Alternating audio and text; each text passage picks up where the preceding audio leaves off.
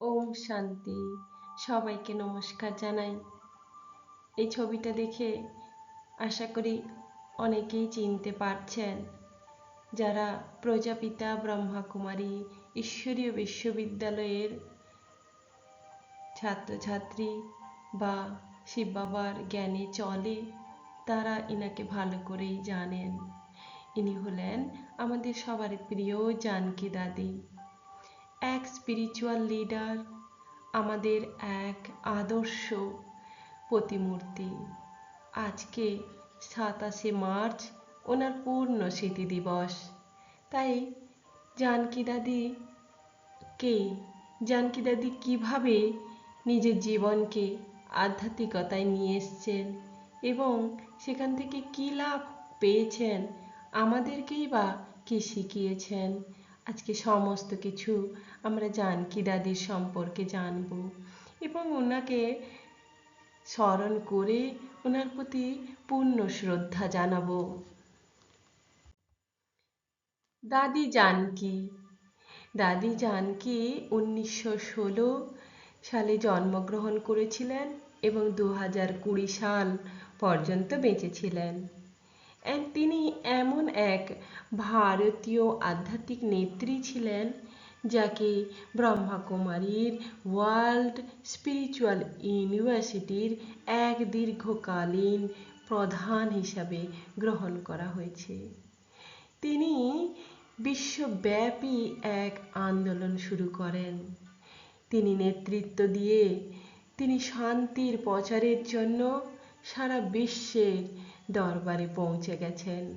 স্বচ্ছতা, নম্রতা ও ভক্তির জন্য তিনি মানুষের হৃদয়ে আধ্যাত্মিক শক্তির বিস্তার ঘটিয়েছেন, বাস্তব জীবনে জ্ঞানের প্রতীক হয়ে উঠেছিলেন।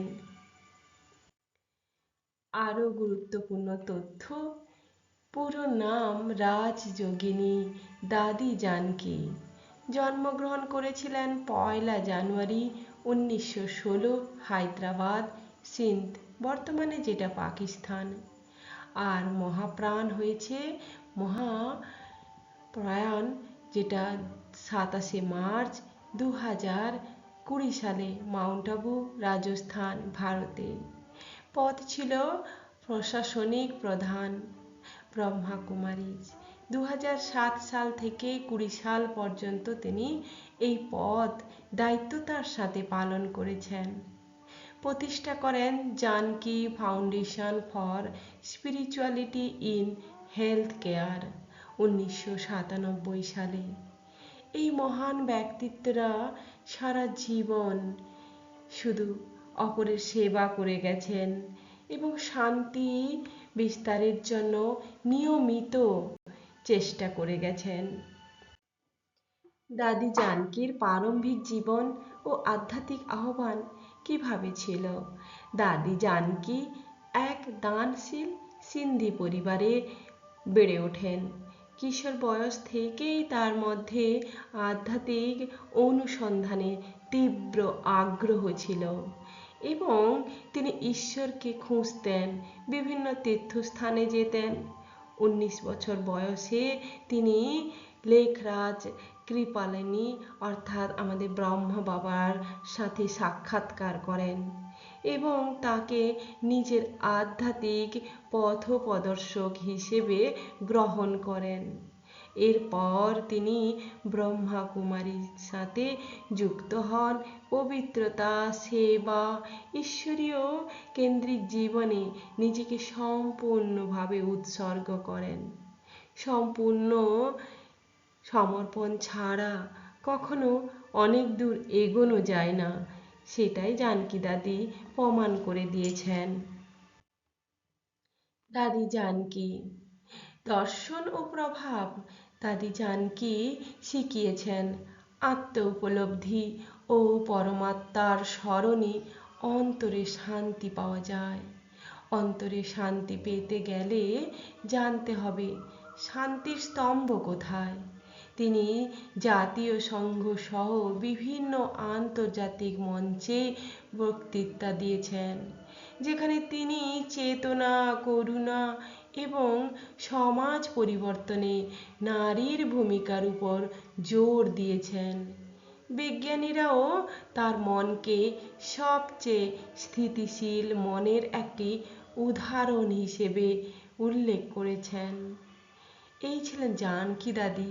জানকী দাদির যে জীবনে অনেক কাহিনী আছে, তিনি কিভাবে স্ট্রাগল করেছেন, বিশ্বব্যাপী নেতৃত্ব ও বিস্তার। 1969 সালের পর তিনি সংগঠনে বিশ্বব্যাপী প্রসারের গুরুত্বপূর্ণ ভূমিকা পালন করেন। 1974 সালে তিনি অল্প সম্পদ নিয়ে লন্ডনে যান এবং ইউরোপ জুড়ে রাজযোগ ধ্যান কেন্দ্র স্থাপন শুরু করেন। তার নেতৃত্বে প্রশাসনিক শৃঙ্খলা ও মাতৃসুলভ স্নেহের এক সুন্দর সমন্বয় দেখা যায়, যা হাজার হাজার নারী শিক্ষক ও স্বেচ্ছাসেবীকে অনুপ্রাণিত করেছে। পরবর্তীতে এই সংগঠন 140টিরও বেশি দেশে 8,000-এরও বেশি কেন্দ্র হিসেবে প্রতিষ্ঠিত হয়, বিস্তার লাভ করে। জানকী দাদির সময় সবচেয়ে বেশি সেন্টার তৈরি হয়। উত্তরাধিকার ও সম্মান। জানকী দাদি তার জীবনকালে অনেক সম্মান অর্জন করেছেন। 2007 সালে তিনি সংগঠনের প্রধান হন তথা প্রজাপিতা ব্রহ্মকুমারী ঈশ্বরীয় বিশ্ববিদ্যালয়ের প্রধান প্রশাসিকা হিসেবে দায়িত্ব গ্রহণ করেন এবং 100 বছর বয়সের পরেও সক্রিয়ভাবে সেবা করে গেছেন। তার প্রাপ্ত সম্মানগুলির মধ্যে রয়েছে জর্ডানের grand cordon of the order of এআই স্ট্রিকলাল 2004 সালে, তেমনি peace abbey courage of conscience award 2005 সালে। তিনি জানকী ফাউন্ডেশন প্রতিষ্ঠা করেন, যা স্বাস্থ্যসেবায় আধ্যাত্মিকতা সংযুক্ত করার কাজ করে, অর্থাৎ আধ্যাত্মিক পরিষেবা এখানে প্রদান করা হয়।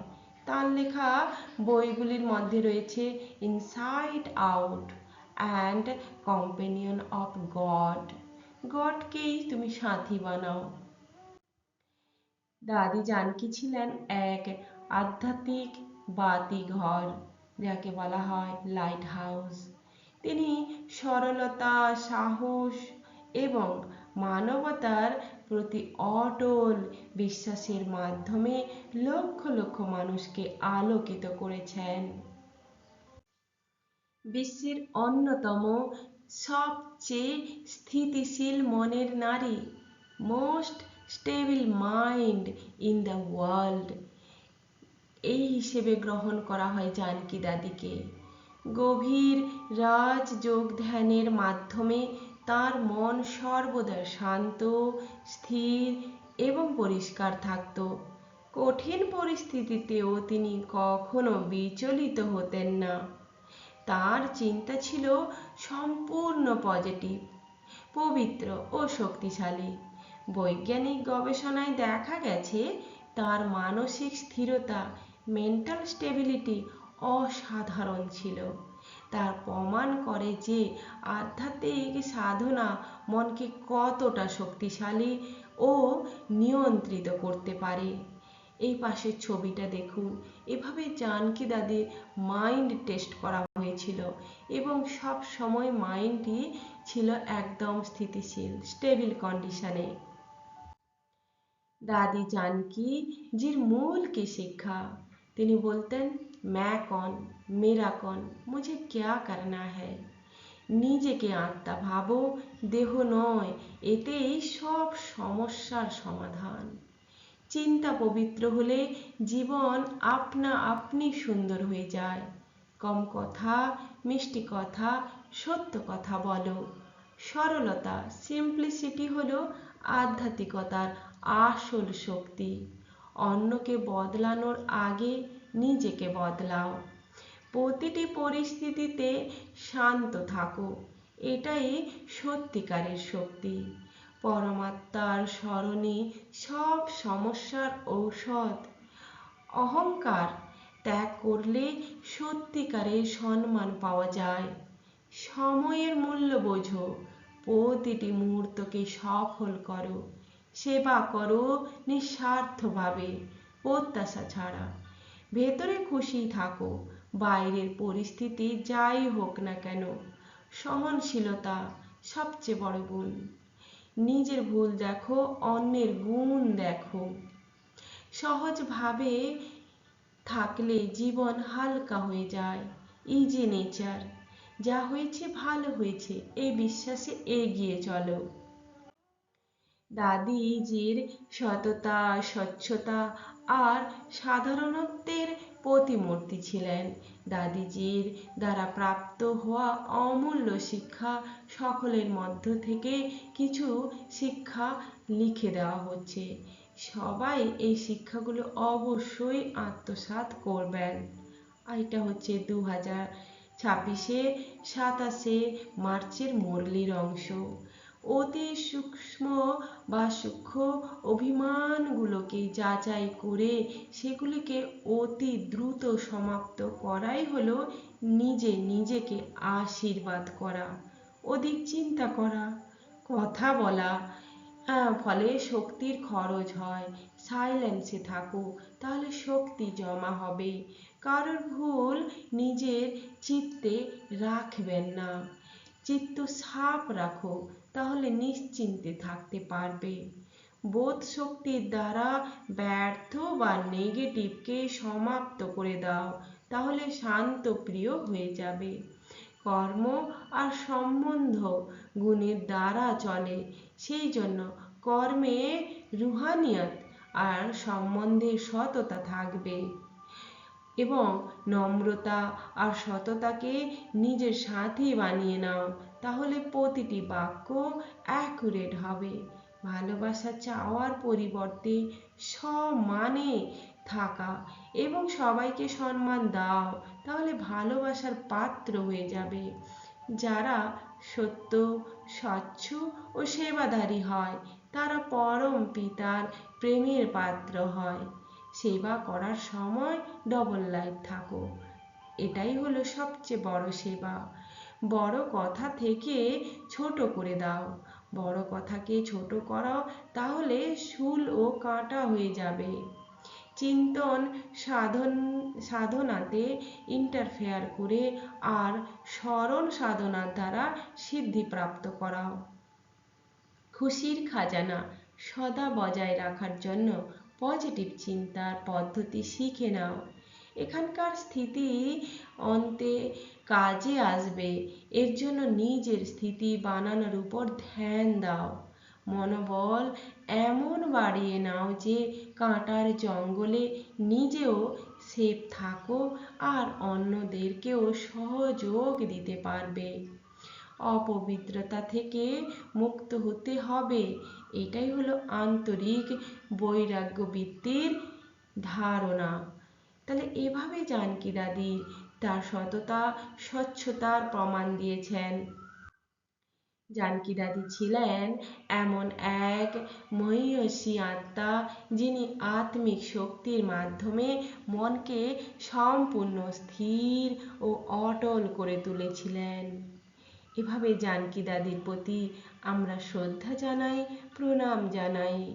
জানকী দাদির জ্ঞান আমাদের জীবনে পাথেয় হোক, আমাদের দিশা দেখাক। ওম শান্তি।